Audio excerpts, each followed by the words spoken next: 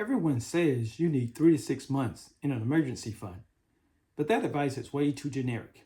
In the next few minutes, I'll help you figure out your exact number down to the dollar and a simple plan to help you get there without feeling broke.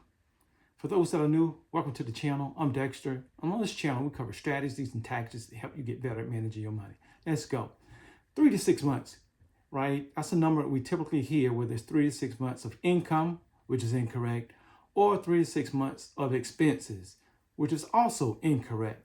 Essentially, when you think about your emergency fund, you want those essential expenses, meaning if you lost your job, what does it take for you to get by, right? So essential expenses, right? So we're going to walk through these steps here for the next few minutes. Step one being, let's define what emergency fund covers. It covers, call it your rent or your mortgage. Think about your utilities, food, think about groceries, and that sort of thing. Any of those essential expenses that it takes for you to get by from day to day, right? That would include if you got debts that you're paying off, the basics that you're paying for the debts, not the extra payments from a debt standpoint.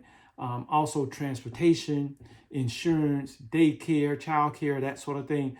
Those are those essential payments. From a debt standpoint, we would look at what are the minimum payments that we need to pay for the debt.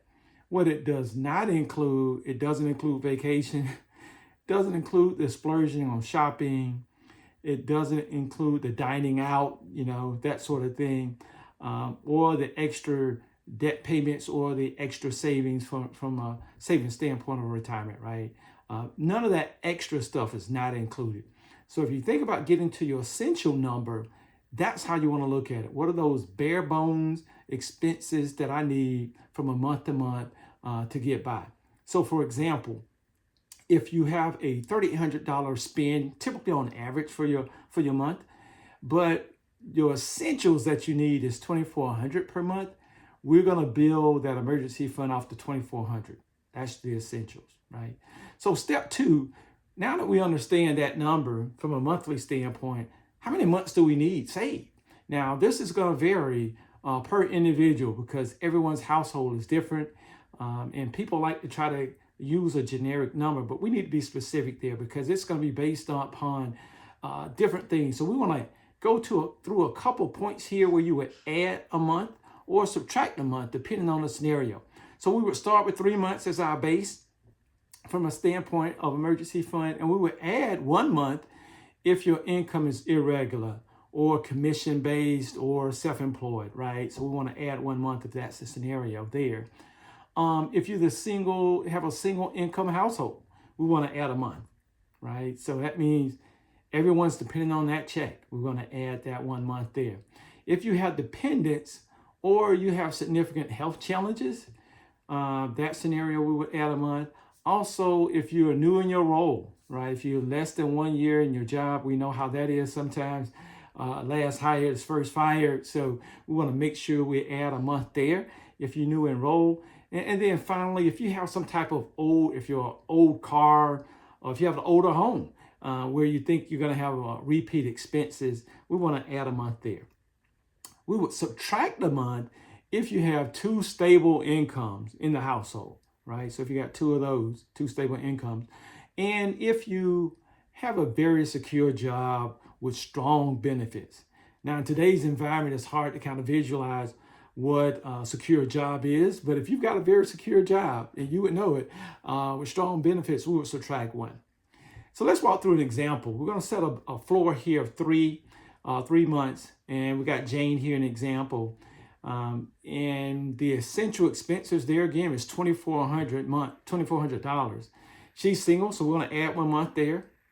And she's new to her job, so we'll add another month. So that's 2 months that we're adding to that base of 3. That gives a total of 5. So she needs really 5 months saved. And from an essential expense standpoint per month, it's $2,400 per month. So 5 times 2,400 gives us $12,000. So her target is $12,000. That's her personal target. So everyone's target is going to be different. Now, once we've identified, our savings target and that sort of thing, Next, we need to identify where we're going to place this money. We do not want it in our checking account, the account that we're using to pay for our bills and spend and etc. every month. What we're going to do, we're going to identify a safe account. So we want this in a high yield savings account. Or we can put it in a money market account. Those are the only two accounts we want to put this money into. We don't want it in the stock market. We don't want to take chances with buying stock or investing in crypto, etc. Because right when we need the money, Murphy's Law is going to rear its ugly head, and we're going to need the money right when there's a major drawback in the market, right? So we don't want that to happen. So we want to keep this money out of our portfolio investment money. We want to keep this money separate, right? We want to think safe is good. Safe and boring is good for our money, right? So that means we want to keep this there. And if we think about building, we keep our other investment money in other accounts, right? So from step 4, as we walk through the first 3 steps, we want to build this fast, right? So a couple different ways we want to think through, how can we build this emergency fund fast? One of the things, if you already have money that you are earmarking, that you have savings right now, we want to just deviate that from wherever it's going now and earmark that and put that to your high yield savings account, right? And if you don't have a high yield savings account, back in step 3, we open one, right? So just make sure you open one, and we're going to name that account emergency fund. Hands off. Keep your hands off that account, right?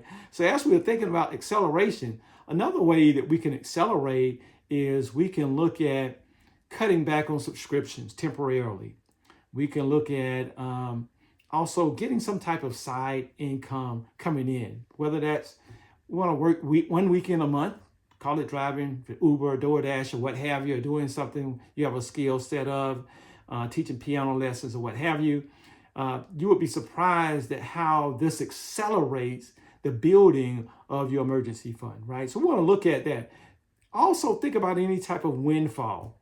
So if you get tax refund, if you get a bonus, if there are some things that you can sell to have an infusion of cash, right? Take that money there from those type of windfalls and put that into a high yield savings or our money market account, called our emergency fund, right? To kind of earmark, jumpstart, and kind of build that account quickly, right? The other thing we can do is look at some of the things we can trim from a budget standpoint temporarily, but look at those and add those up and just put those into your emergency fund and see how you can really jumpstart it, right? So as we are jumpstarting, accelerating this, we got to be clear on when we use this. There again, as we wrap here, clear that it's really only for emergencies. Think of medical emergencies. Think about medical. Think about any type of car repair, home repair that's needed.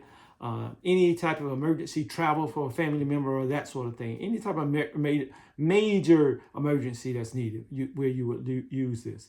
Now, there again, we would not use it for any, call it, planned activity. So think about hair care, routine oil change, concert tickets, or any holiday spends. Hey, I got to get gifts for my cousin Johnny, that type of thing. No, it's not for any of that type of stuff, right? That should be built into your budget from a monthly standpoint, right? So we're not going to use this emergency fund for any of those types. Now, once we do use it, we got to look at, hey, how quickly can we refill it, right? So if we use $1,500, how quickly can we add that $1,500 back? Now that could be if we're on some type of accelerated debt elimination plan, pausing that debt elimination, right, until we have that taken care of. Unless we have some high interest there and we've got a bare bones emergency fund saved and we're going to get rid of some of that debt and then can continue contributing, then that's a little different there, right? But we want to make sure that we're accelerating our funds going into this emergency fund. There you have it, the 4 steps for establishing an emergency fund that's specific for you, that's not generic for everyone else. Now, if you found this information helpful, give this video a like, subscribe to the channel, and share it with someone that you think can find this beneficial.